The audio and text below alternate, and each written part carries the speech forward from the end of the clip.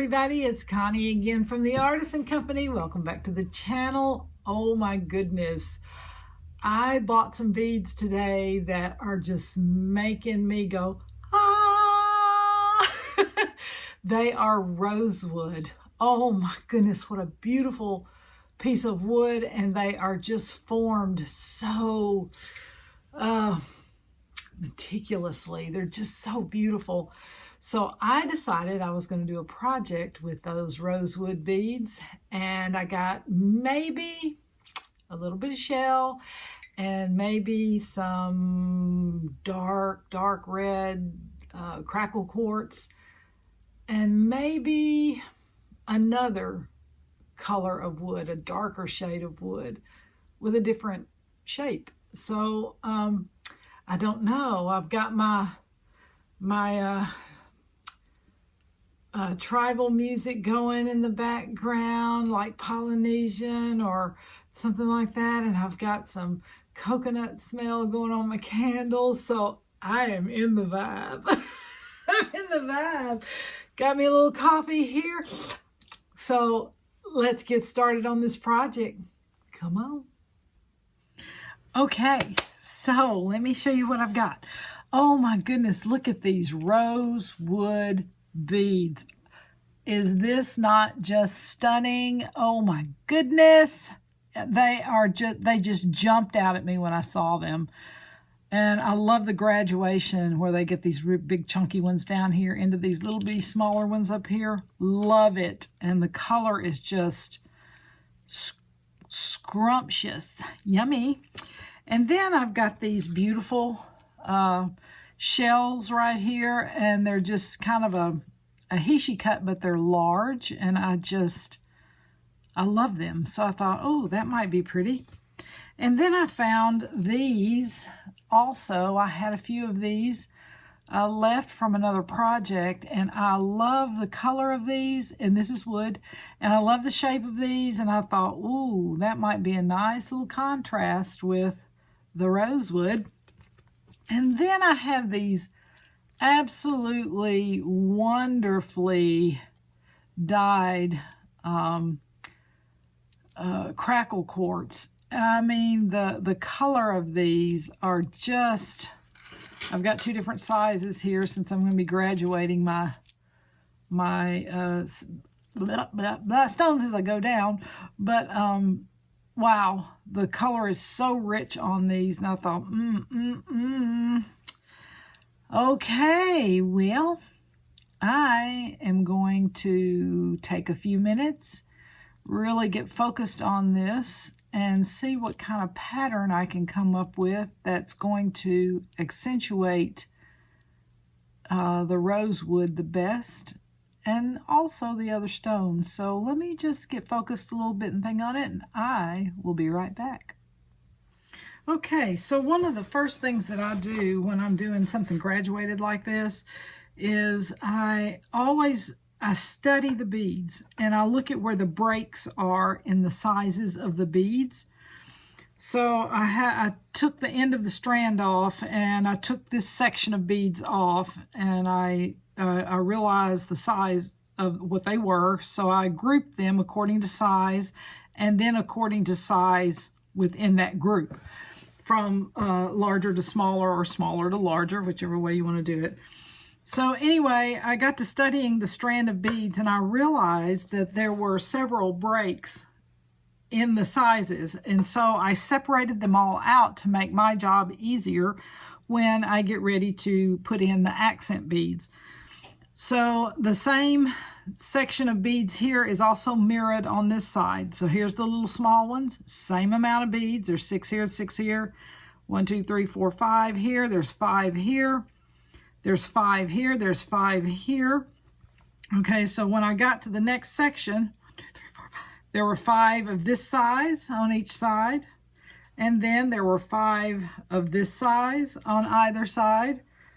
5 here and 5 here. So whoever cut these beads had that in mind when they did it, because you know, a lot of times when you get beads that are graduated, sometimes they're not even on both sides. So you have to sort through the sizes a lot of times, especially when you get up here in these little tiny ones, to make sure that your angle is going correctly. But whoever did this did beautiful work, and it's going to make it easier for me. So I'll get back with you when I decide what the pattern's going to be and tell you why I did it that way. All right, so guys, you know me. I'm always changing my mind as I'm rolling along. Anyway, I have dropped back and punted at least twice doing this.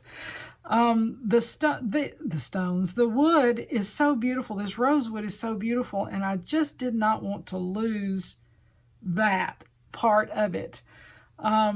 So the original design that I had with the other chunks of wood that I had sitting over here a minute ago, it was stunning. It was beautiful when I started it, but I started losing the rosewood, and I didn't want to do that. So I stopped. I took a bunch of stuff out. I put some other stuff in, and I thought, nah, it needs black. And sometimes black is the only color sometimes that works.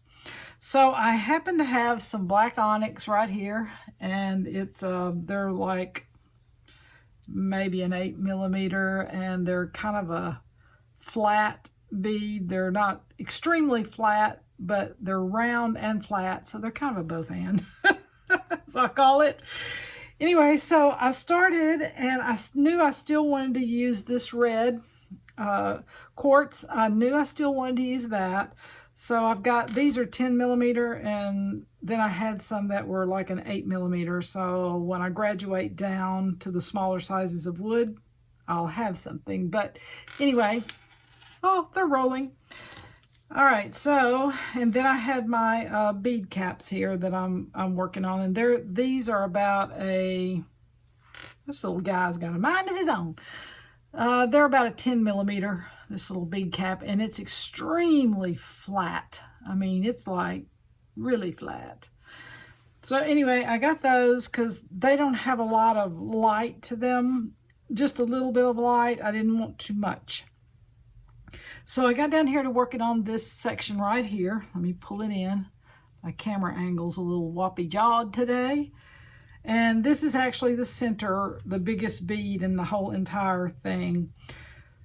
And I knew I was going to be using the red. I didn't want to count the red out, and I knew I was going to be using that, but I'm going to be using it sporadically now instead of dominantly. And the black, this little section right here only had 5 beads in it, like we were saying earlier. It had the 5. So I did need to pull the red all the way down, but I didn't want to use this bead right here because that's too predictable. I didn't want it to be predictable. So I happened to have some dark red, and I knew it needed to be flat. I tore my drawers up. But I found this little bitty flat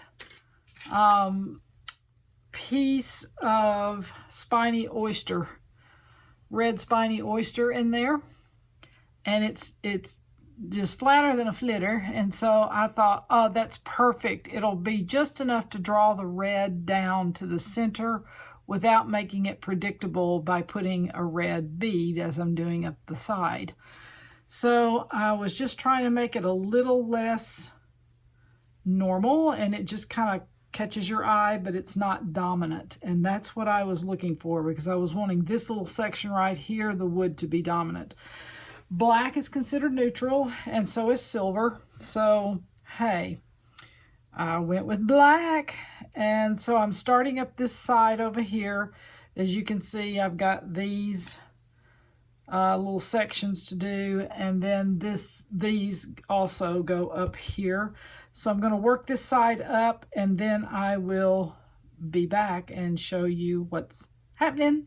So I got to rock and roll. Let's go. Alrighty, I am moving along here. Anyway, I'm doing section at a time. I'll just show you. You can do one side at a time if you want to, but I'm doing one section at a time. And the reason why I'm doing it is because earlier, when you weren't looking, I beaded it one bead off. So I had to unstring everything I did and start over because I did not do what I normally do, which is lay it all out. So I have laid out the continuation. This goes on this side, this goes on this one. You can use a bead board to do this. For a lot of people, that's probably a lot easier because your beads don't roll. But for me, this works for me. You do what works for you. So anyway, I'm right here at the middle.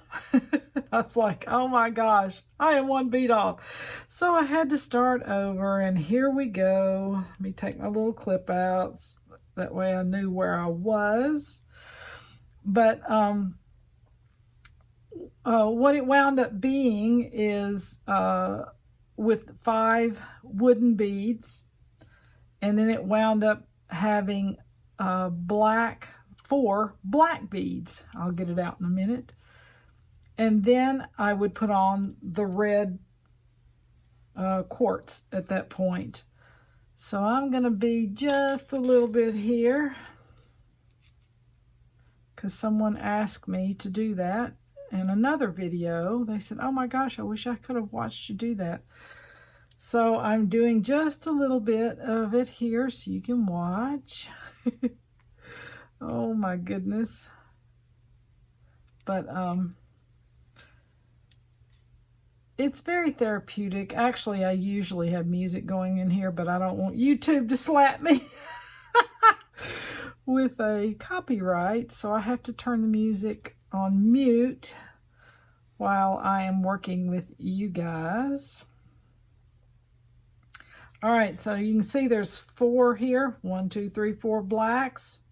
And I have 5 wood beads. 1, 2, 3, 4. So I've got one more left to put on over here, and then I'll put on the red. And that way you can see the pattern. And what I'm going for here is I am going for a contemporary retro look. So something that's kind of retro. Let me get my magnifying glass down here. Something that is retro, but yet in this century, so to speak. But that's kind of the look I'm going for is a retro, contemporary retro. That's my new term there, contemporary retro. Anyhow, gotta love it. Oh my goodness. I would love to see what some of you guys are doing. I haven't had any pictures sent to me yet, so I'm kind of bummed about that. Wanted to see what you guys were doing. Alrighty. I'm sure at this juncture you're probably a little bored, but I don't know. I'll keep beading a little bit. I know this is a little bit out of the screen. But I'm going to keep moving here till I get down to the end. Trying to keep it centered so you guys can see it. Oh, and the other mistake I made, which I forgot to tell you I did. Oh my goodness. The bead caps I was using were so similar that I did not realize I had 2 different designs of bead cap. Oh my goodness, they were almost identical. And I'm sitting here and I'm beading, and all of a sudden I go, well, snap, that's not the same as the other one. And yes, I had to undo it a second time. It happens to everybody at some point in time. But anyway, so yes, I have done this necklace now 3 times. But anyway, oh my goodness. Yeah, sometimes you just got to sit back and just laugh because it's just crazy at times. You're just going, what was I thinking and where was my brain? So I sorted out all the bead caps. I sorted them all out according to the pattern. They were all exactly the same size. They were all extremely flat. And then one flipped over and I was like, wait, that's different. Oh, Lordy, I gotta go back. Oh, so now I am on a roll, people. I am on a roll. Almost down to this little end right here. I'm trying to move my beads over here because I know they're off the screen. And I'm so sorry about that. There's just not a lot. My husband says, just keep your hands in the middle of the the camera lens. I'm like, clearly he doesn't do beading. So I'm going to tell him next time he's shooting something out on a shoot, doing a video or something, just keep it in the middle. Keep it in the middle of the screen. Anyway, okay, I'm going to pause for just a moment here and let me make sure, double sure, that I have not made a mistake, and I will be right back. Oh, I need a coffee. Okay, so I go in to get my coffee. I'm coming back out, and oh Lordy, I've had a whole string of beads that are now on the floor, and I have no idea what happened. Let me clean this up and I'll be right back. Well, I am back with my coffee. I've picked up a whole string of beads. They were these little tiny flat shell beads. And my friend Marcia over at my treasure hunt is probably laughing about now because we have this thing about shells. We see a shell, we pick it up. So anyway, Marcia, it was shells. It was shells. Anyway, yes, I like a little coffee with my cream, but you know, it's good, and I'm ready to finish this little section right here. And oh, that's so good. I wish I knew who the first person was that actually drank coffee from a coffee bean or even ate a coffee bean. Oh, it's like crab legs and things like that. Who ate the first one? Does anybody ever think about that? Who ate the first one? Who had the guts to try it? I applaud you because I love all that stuff. Anyway, back to the beading. This is the last section other than these little bitty tiny ones right here, which we're going to graduate those down as well. When I get up here to this little top section, well, let me back up here. This little top section right here, I'm thinking I'm going to go into mainly reds up here. Maybe change my mind when I get there, but I'm thinking I may go mainly reds here, and I'm going to graduate from all gold, and I'm going to start mixing golds and coppers at this juncture up.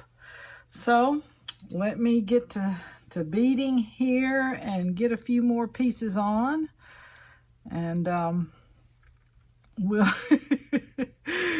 we'll continue to move on.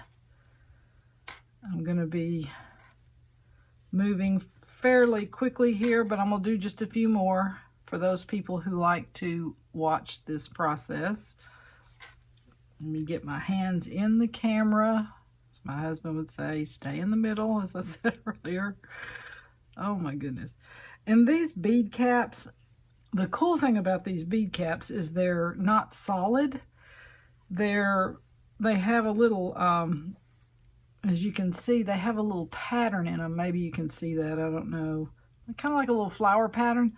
So you have to be really careful when you're beading with these, or you're going to hit one of these holes on the outside. Yeah, then you're going to have to go back and redo it all because it'll be off kilter. So pay attention when you're beading with a bead cap with multiple holes in it that are decorative, not for... I don't know, maybe you could loop something backwards like that off kilter and it look right. That would be a challenge. I'd like to see somebody do that one. Oh my goodness. All right, let me get this little section right here done for those of you who want to watch me beat it. I guess it's kind of like watching Bob Ross, you know, when he paints. I could put Bob Ross on and I'm out like a light on the couch. Oh my goodness. I'm having a joyful day today. I hope you guys are having a joyful day. Yes. All right. So I'm down to this little section right here. And I am going to bead the rest of this and I'll be back.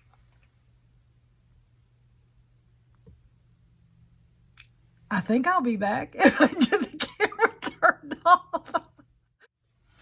Okay guys, we are officially done with this after three times is a charm. But anyway, okay, so here we go. This is the beautiful Rosewood, Onyx, and Quartz necklace. Oh my goodness, this rosewood is stunning. I love it. The feel of it, if you guys could feel it, it just feels so soft and just ooey gooey how you feel it. But anyway, it's a mixture of little tiny sliver of spiny oyster right here for you guys who are just catching the end of this video. Just to pull the red down without being predictable. You know, in other words, putting two of these here. Didn't want to be predictable. So I put a little sliver of the spiny oyster just to pull the red down. If you remember, these necklace was done in 5s, beautifully done in 5s. So my work was so easy. So other than me having to redo it 3 times for my mistakes. But anyway, it was easy to divide up the pieces. I mixed some black onyx with it just to pull out the rosewood and the red. Came up here, used gold accents all the way through till I got to the top. And here's what I did at the top. Graduated down, obviously, with the size. And then I decided that I wanted to do pretty much all red around the neck, where it comes around just above the collarbone. So this is all red in here, and I graduated from the gold into copper right here in this juncture. To pull it up because I knew I was going to put a copper clasp on it. So I pulled it up. I started doing less light. In other words, fewer caps, which y'all know I call it slivers of light. So fewer slivers of light in here to start graduating it out. And so I just flanked these pieces, not these. Coming all the way up. I finished the top here with the wood that was remaining right here. I did a 3 set, did me a copper finishing bead right here, and then my crimp with my crimp cover. Remember your crimp covers. And then I did a beautiful S-clasp in copper. And you're probably asking, why did you do copper over gold? Okay, I had gold and gold would have worked, but because I had started graduating up here with all red at the top and there's no black from here on out, because I did that, I decided that the copper would mesh better with the reds and the rose wood here in the top. So that's why I went with copper over gold. Although gold would have worked, the copper blends better and is a little more beautiful and doesn't stand out as much. So there you go. This necklace wound up being, I think I started out wanting to do a 20-inch, and then when I kept going, I was like, no, let me keep moving here. 30, 40, 50, 60, 70, 18, 19, so about a 38-inch necklace. And so it will be beautiful going down the front of someone's wonderful outfit. And the colors you can go year round with. You know, most people think, oh, that's fallish, but really no. If you go to tropical places, if you have on something that's beautiful, that's white or an ivory color or some yellowy, soft yellows would be beautiful, and blues would be stunning with this. Sky blues and colors like that would be absolutely beautiful. Greens, really nice greens, beautiful with this. So you can go all year long with this necklace depending on the color you put it on. So enjoy the rest of your evening, and we are going to start on another project tomorrow. See y'all later. Bye.